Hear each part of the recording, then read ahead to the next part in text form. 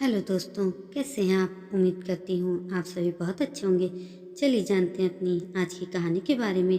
धरा और अंबर की शादी को अभी सप्ताह भर भी नहीं गुजरा था कि अंबर के लौटने का वक्त आ गया। उसे आज ही बेंगलोर के लिए निकलना था। वह बेंगलोर की एक आईटी कंपनी में कार्यरत था। वहीं धरा अभी अंबर को ठीक से देख भी नहीं पाई थी। देखती भी कैसे, पूरा घर नाते रिश्तेदारों से जो भरा हुआ था। हर दिन कोई न कोई रस्म अब भी जारी थी जो समाप्त होने का नाम ही नहीं ले रही थी। उधर इतनी भीड़ भाड़ और शोर शराबे के बीच भला धारा कैसे अंबर से अपने मन की बात कह पाती? कैसे कहती कि मुझे यहाँ छोड़कर मत जाओ या मैं भी तुम्हारे संग चलूंगी?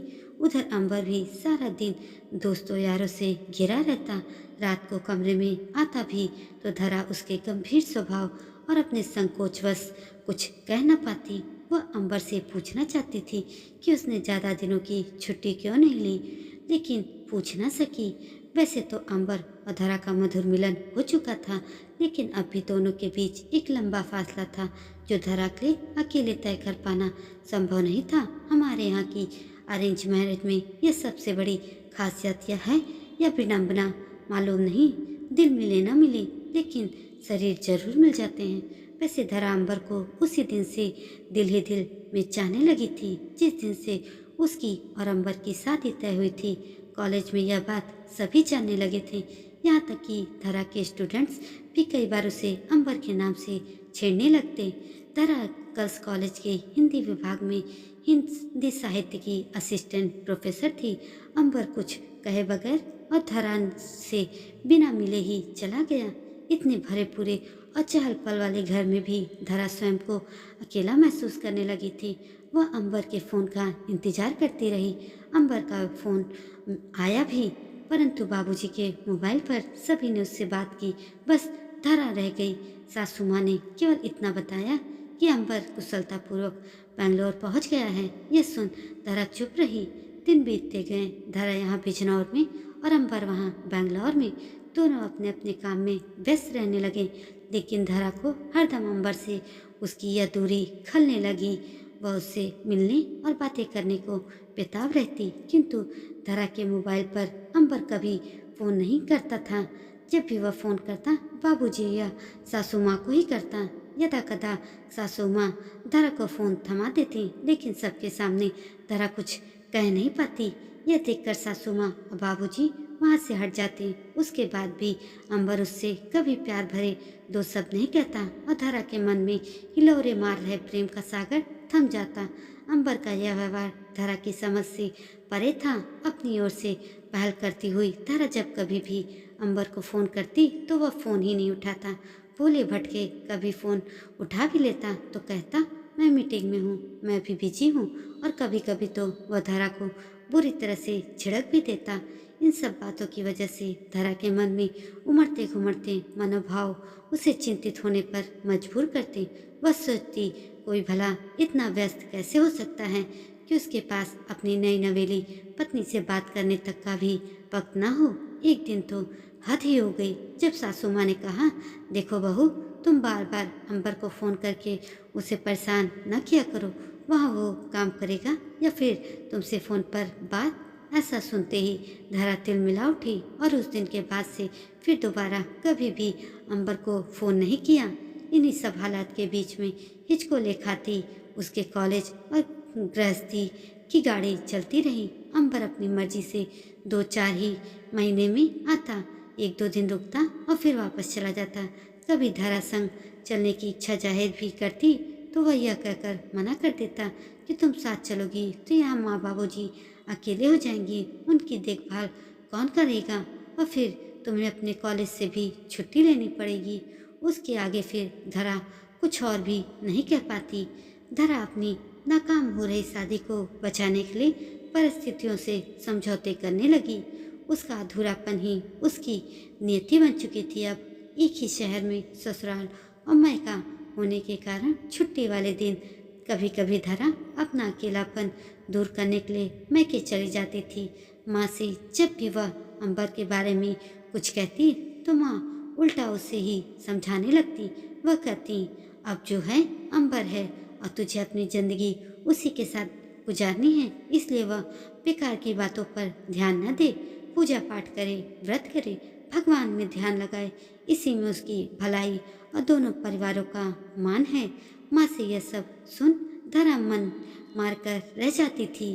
शादी के 2 साल बाद धरा की गोद हरी हो गई और उसने सृजन को जन्म दिया, जिसने धरा की जिंदगी के खालीपन को नई उमंगों से भर दिया था। और धरा अब मुस्कुरा उठी। उसने 6 महीने का कॉलेज से अवकाश भी ले लिया, लेकिन अंबर में अब भी कोई बदलाव नहीं था।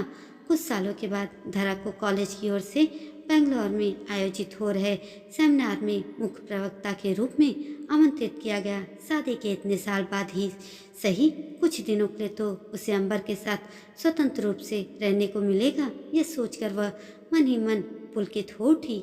आंखों में प्रेम संजोए धड़कते दिल से अंबर को बताए बगैर सृजन के संग वह बंगलोर जा पहुंची। और जैसे ही उसने डोरबेल बजाई, अचानक ही मोबाइल का रिंग बज उठा, जिससे धरा अपनी सोच से बाहर आई और फिर वर्तमान में लौट आई। सृजन का फोन था। फोन उठाते ही सृजन बोला, मम्मी आप तैयार रहिए, बस मैं कुछ ही देर में वहाँ पहुँच रहा हूँ। सृजन के फोन रखते ही धरा अपना मोबाइल एक को रखती हुई होठों पर हल्की सी मुस्कान और नम आंखों के संग वहीं बिस्तर पर बैठी रही। उसे ऐसा लगा मानो उसने जिंदगी की सबसे अहम जंग जीत ली हो। यह उसकी कड़ी मेहनत और संघर्ष का नतीजा था कि सृजन यूपीएससी उत्तीर्ण कर आईपीएस अधिकारी बन गया। वह उस मुकाम पर पहुंच गया जहां वो सदा से ही उसे देखना चाहती थी। धरा के नयनों के समक्ष दोबारा एक एक करके फिर से अतीत के पन्ने उजागर होने लगे थे। उसे वह कठिन वक्त स्मरण हो आया जब सृजन को लेकर वह अंबर के पास बेंगलोर पहुंची। वहां पहुंचने पर उसने जो देखा उसके होश उड़ गए थे।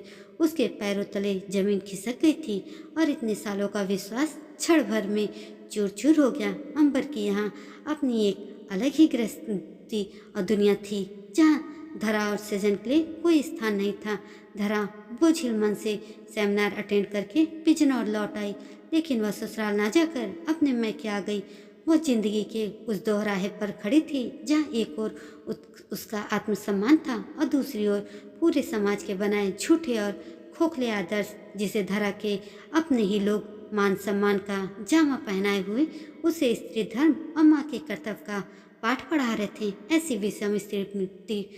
विषम परिस्थिति में सबने उसका साथ छोड़ दिया, यहाँ तक कि उसके अपनी जिसने उसका खून का रिश्ता था उन लोगों ने भी उससे मुंह मोड़ लिया।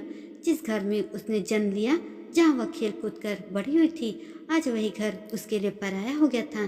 धरा के पापा आराम कुर्सी पर आंखों पर ऐनक चढ़ाए, दोनों हाथों को बांधे, सिर झुकाए, चुपचाप शांत भाव से बैठे सब देख सुन रहे थे। और माँ उन्हें उलाहना दिए जा रही थी, और पढ़ाओ बेटी को, सुनो क्या कह रही है वह, अपने ससुराल में अब वह नहीं रहेगी। अब क्यों भूत बने बैठे हो, नाक कटाने पर आमादा है तुम्हारी लाडली, उसे कुछ कहते क्यों नहीं। पूरा घर धरा को बस ये समझाने में लगा हुआ था कि परिवार को सहेजना और उसे बनाए रखना हर नारी का परम धर्म है। स्त्री की पहचान और उसके बच्चे का उज्जवल भविष्य पति के संग हर परिस्थिति में समझौता करने में है। उसी नारी का मान और पूछ होती है जो अपने घर की दहलीज मृत्यु के उपरांत लांघती है। परंतु धरा ने तो जैसे हठ ही पकड़ ली थी कि वह अब ससुराल में किसी भी हाल में नहीं रहेगी। धरा की सासू माँ अपनी भौहें मटकाती और हाथ नचाती हुई बोली, औरत जात को इतना भी घमंड शोभा नहीं देता। और कौन सा अंबर ने उस औरत के संग ब्याह रचा लिया है, साथ ही तो रह रहा है ना, तो क्या हुआ, मर्द ऐसा करते हैं। यहाँ तुझे किस बात की कमी है। तुम यहाँ हमारे साथ रहो, किसी को कुछ पता नहीं चलेगा और समाज में भी मान प्रतिष्ठा बनी रहेगी। अंबर को अपने किए पर जरा भी अफसोस नहीं था। वह पिता के रूप में सृजन का सारा खर्च उठाने को तैयार था, लेकिन वह अभी भी यही चाहता था कि धरा पहले की तरह उसके घर में उसके माता पिता के साथ रहे, उनकी सेवा करे, जिससे समाज में उनका मान सम्मान बना रहे। लेकिन इस बार धरा यह ठान चुकी थी कि वह किसी की नहीं सुनेगी, केवल अपने मन की ही करेगी। धरा ना ससुराल लौटी, ना ही अपने मैके में रही। उसने अकेले ही सृजन की परवरिश की।